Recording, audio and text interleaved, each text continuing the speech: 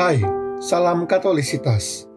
Hari ini kita akan mendengarkan bacaan Injil dan renungan Minggu Biasa ke-14. Dalam nama Bapa dan Putra dan Roh Kudus. Amin. Inilah Injil suci menurut Lukas. Sekali peristiwa, Tuhan menunjuk 70 murid. Ia lalu mengutus mereka berdua-dua mendahuluinya ke setiap kota dan tempat yang hendak dikunjunginya. Katanya kepada mereka, "Tuaian memang banyak, tetapi pekerjanya sedikit. Sebab itu mintalah kepada Tuhan yang empunya tuaian, agar ia mengirimkan pekerja-pekerja untuk tuaian itu. Pergilah, camkanlah. Aku mengutus kamu seperti anak domba ke tengah-tengah serigala. Janganlah membawa pundi-pundi atau bekal atau kasut, dan janganlah memberi salam kepada siapapun selama dalam perjalanan.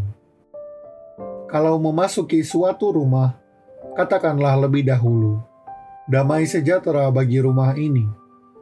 Dan jika di situ ada orang yang layak menerima damai sejahtera, maka salammu itu akan tinggal padanya. Tetapi jika tidak, salammu akan kembali kepadamu. Tinggallah dalam rumah itu, makan dan minumlah apa yang diberikan orang kepadamu. Sebab seorang pekerja patut mendapat upahnya. Janganlah berpindah-pindah rumah. Jika kamu masuk ke dalam sebuah kota dan diterima di situ, makanlah apa yang dihidangkan kepadamu, dan sembuhkanlah orang-orang sakit yang ada di situ, dan katakanlah kepada mereka, Kerajaan Allah sudah dekat padamu. Tetapi jika kamu masuk ke dalam sebuah kota dan kamu tidak diterima di situ, pergilah ke jalan-jalan raya kota itu dan serukanlah, juga debu kotamu yang melekat pada kaki kami kebaskan di depanmu. Tetapi ketahuilah ini, kerajaan Allah sudah dekat. Aku berkata kepadamu, pada hari itu, Sodom akan lebih ringan tanggungannya daripada kota itu." Sesudah menyelesaikan perutusannya, ke-70 murid itu kembali dengan gembira dan berkata, "Tuhan, setan-setan pun takluk kepada kami demi nama-Mu." Lalu kata Yesus kepada mereka, "Aku melihat iblis jatuh seperti kilat dari langit. Sesungguhnya aku telah memberi kamu kuasa untuk menginjak-injak ular dan kalajengking, dan kuasa untuk menahan kekuatan musuh, sehingga tidak ada yang dapat membahayakan kamu.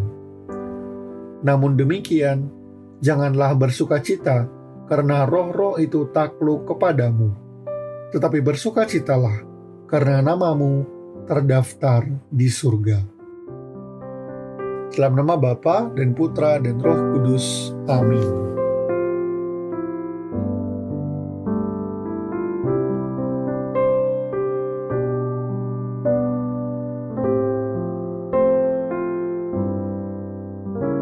Apa hal yang paling sulit untuk dilakukan ketika kita harus pindahan? Bagi saya dan mungkin juga bagi kita semua, adalah ketika saya harus mengemas barang-barang supaya tidak rusak ketika dipindahkan.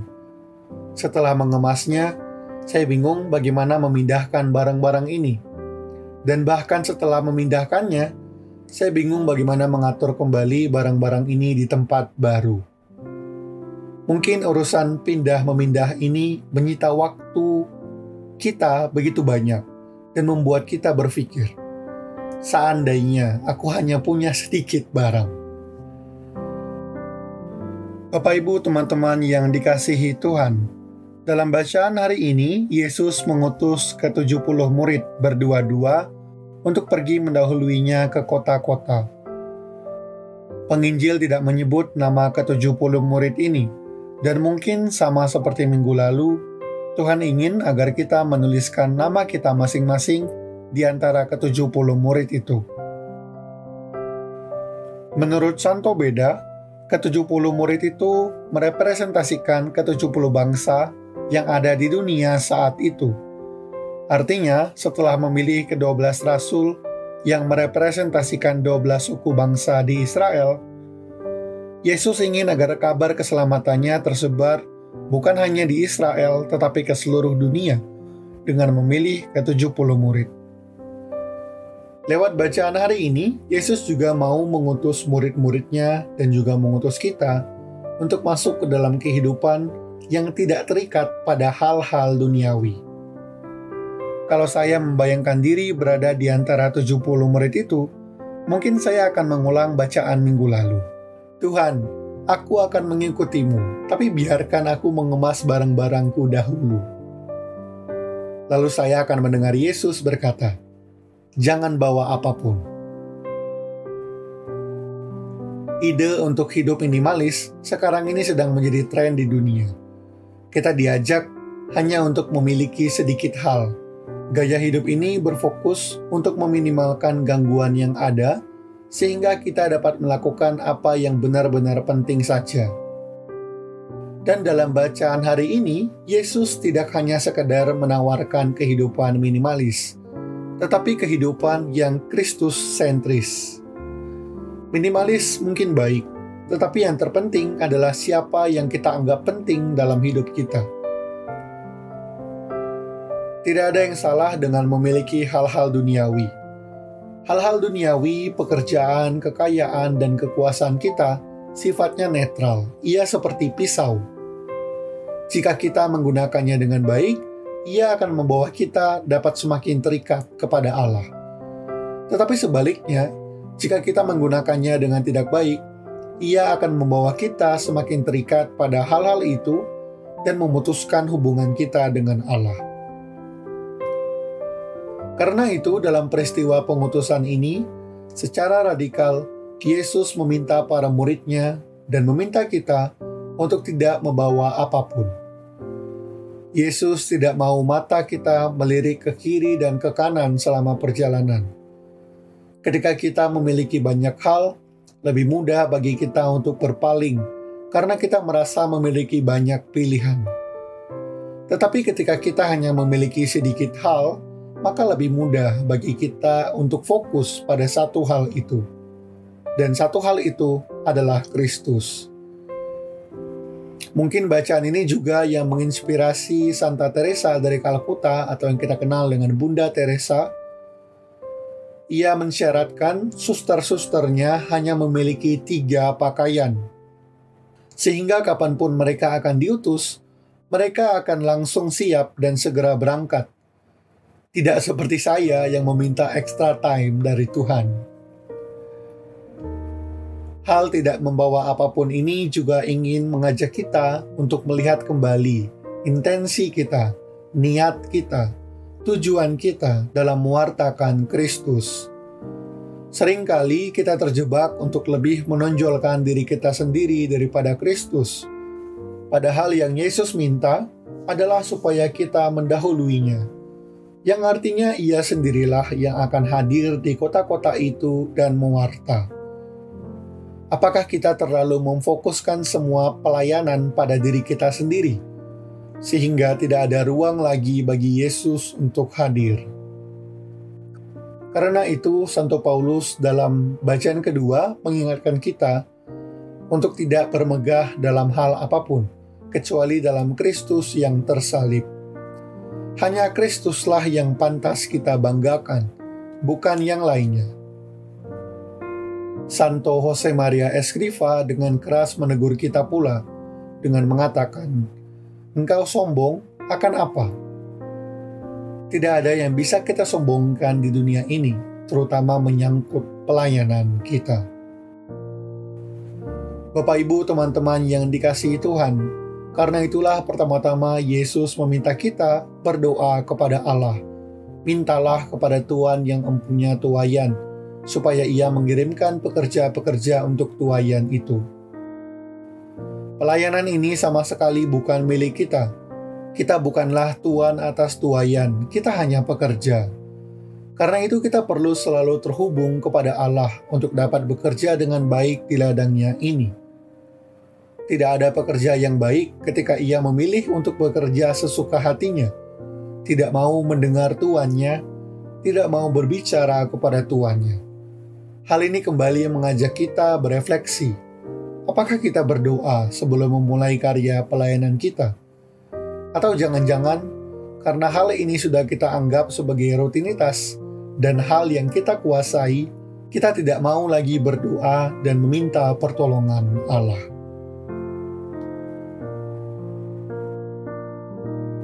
Dan mungkin karena alasan ini jugalah Yesus mengutus muridnya berdua-dua. Ketika kita sendiri, kita mudah untuk jatuh. Tetapi ketika kita berdua, mungkin kita juga akan jatuh. Tetapi ada teman yang akan membantu kita untuk bangkit kembali. Kita selalu membutuhkan teman untuk dapat saling mengingatkan, saling menguatkan, dan saling mengasihi dalam tugas dan perutusan kita untuk mewartakan Kristus di tengah-tengah dunia. Oleh sebab itu, hal memilih teman juga menjadi krusial. Jika kita tidak memilih teman yang sesuai dengan kriteria Kristus sehingga ia mau mengutusnya, maka mungkin teman itu tidak cukup baik untuk menemani kita dalam perjalanan ini. Kita perlu memiliki teman yang memiliki visi yang sama, tujuan yang sama dengan kita dan dengan Kristus, yaitu untuk mewartakannya dan mempersiapkan tempat untuk ia datang. Kita melihat bagaimana para santo santa juga memiliki rekan-rekan kudus yang membantu mereka dalam mewartakan Kristus dan menghidupi kekudusan. Santo Petrus dan Santo Paulus, Santo Fransiskus Assisi dan Santa Clara Assisi, Santo Yohanes Bosco dan Santo Dominikus Savio, Santo Ignatius Loyola dan Santo Franciscus Xaverius, Santa Teresa dari Avila dan Santo Yohanes Salib, Santo Yohanes Paulus II dan Santa Teresa dari Kalkuta. Bayangkanlah juga sahabat-sahabat kita yang saat ini berjalan bersama-sama dengan kita dalam mewartakan Kristus dan menghidupi kekudusan.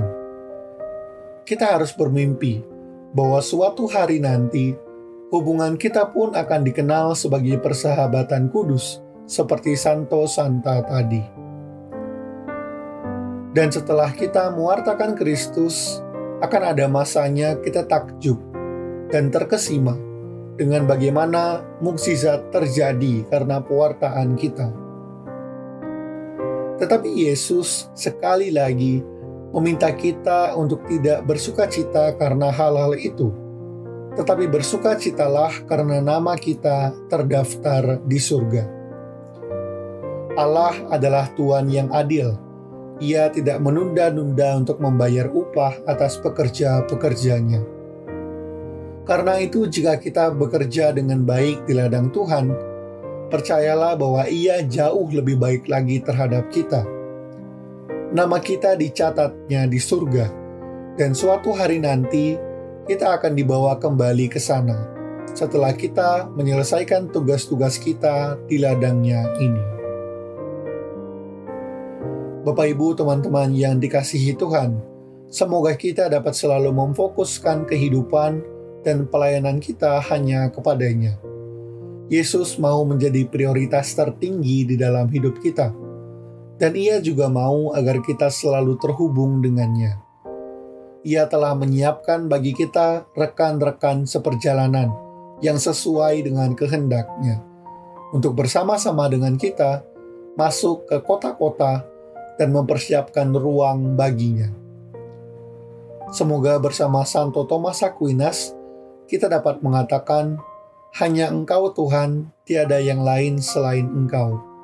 Dan kita dapat mendengar Kristus berkata kepada kita, masuklah ke tempat yang telah Aku sediakan bagimu di surga mulia.